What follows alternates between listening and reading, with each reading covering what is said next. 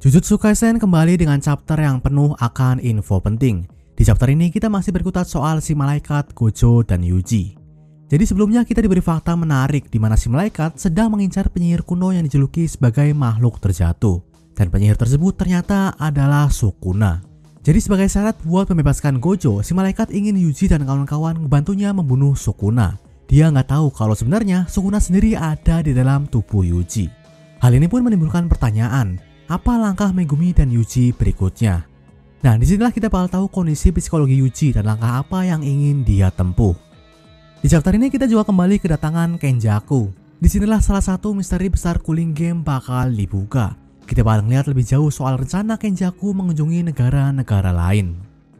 Oke, tanpa berlama-lama langsung aja kita bahas chapter 200. Chapter dibuka dengan lanjutan diskusi antara Yuji, Megumi, Kurusu, dan Takaba.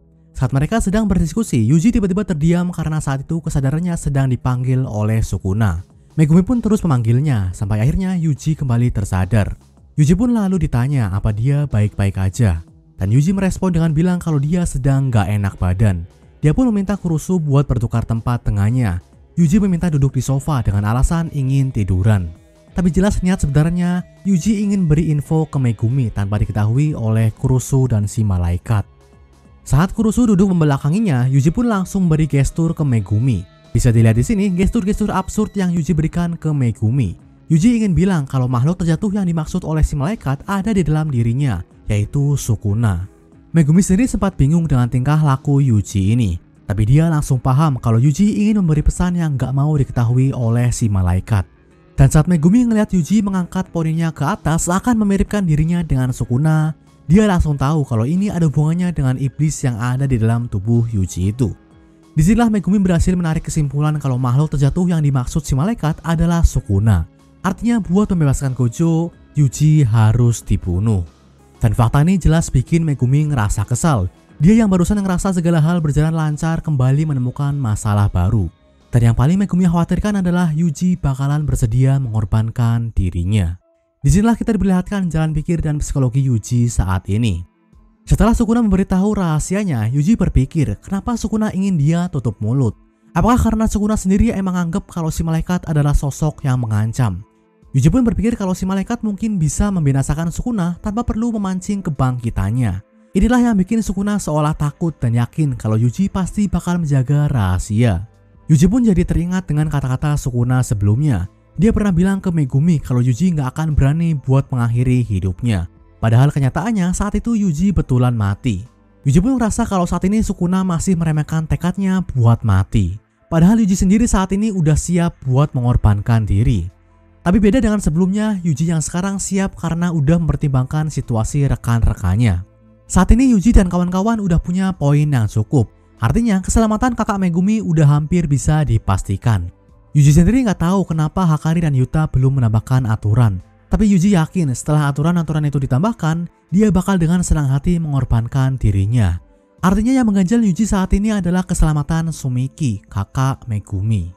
Tekad Yuji ini juga didorong dengan fakta kalau dia mati, sebagian besar jadi Sukuna juga bakal ikut mati.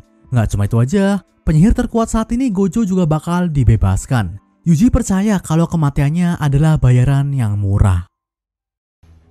Nah, saat Yuji dan Megumi tengah sibuk dengan pikirannya masing-masing, si malaikat tiba-tiba bilang kalau hal yang aneh baru aja terjadi.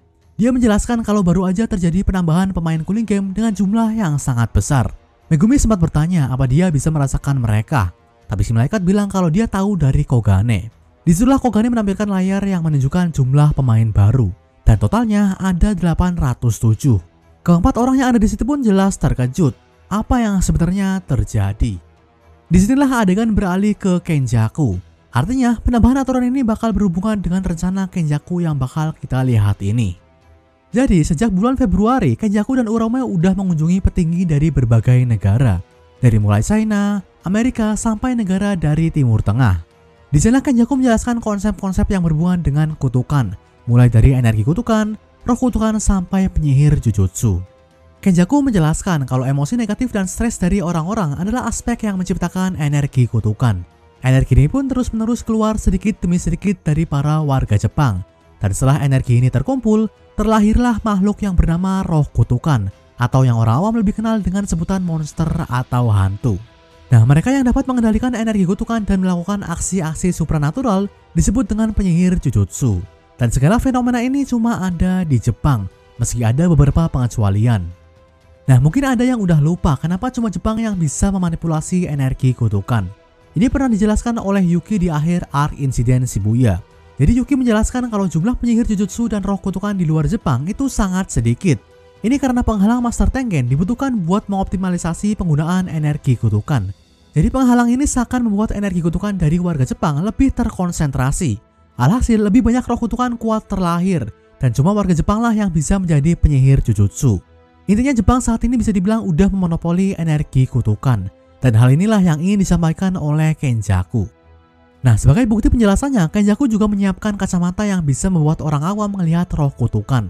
Kacamata ini termasuk objek kutukan dan pernah dipakai oleh Maki juga. Jadi Kenjaku sebelumnya bilang kalau segala tindakan yang berhubungan dengan kutukan itu sulit diproses oleh otak orang awam. Jadi nggak cuma roh kutukan aja yang nggak bisa dilihat. Saat penyihir Jujutsu memakai teknik mereka, otak orang awam juga seakan nggak bisa memproses apa yang mereka lakukan. Kita pun ditunjukkan gimana para petinggi di Amerika bereaksi saat Kenjaku melihatkan roh kutukan di depan mata mereka. Beberapa mengira kalau itu cuma efek virtual reality. Bahkan sang presiden sempat kelihatan panik. Tapi salah satu petinggi dari Departemen Energi bilang kalau ini lebih dari sekedar efek digital. Dia bahkan bilang kalau ini adalah tambang emas.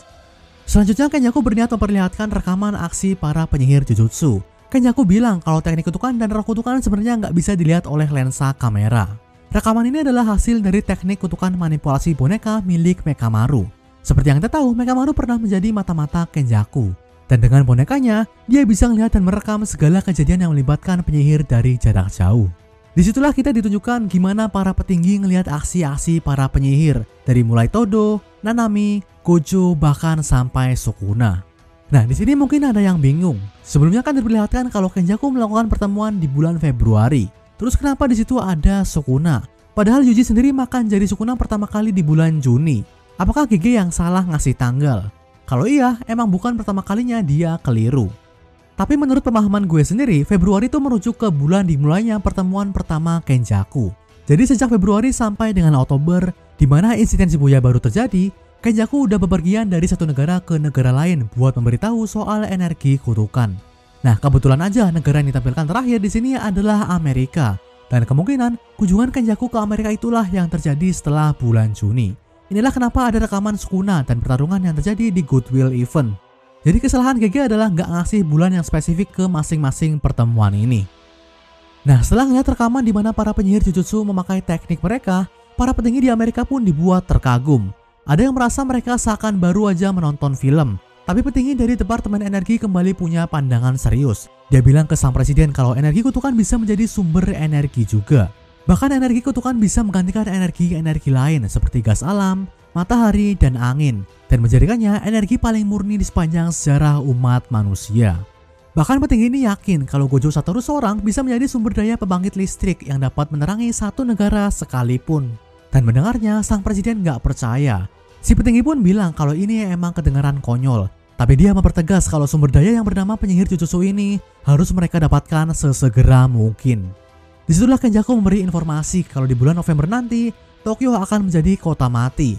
Dan di wilayah di mana hukum negara nggak berlaku, para penyihir Jujutsu akan berkumpul dalam sebuah ritual. Yap, yang dimaksud adalah cooling game. Kenjaku pun kemudian mencoba mendorong sang presiden dengan bertanya, bagaimana menurut Anda?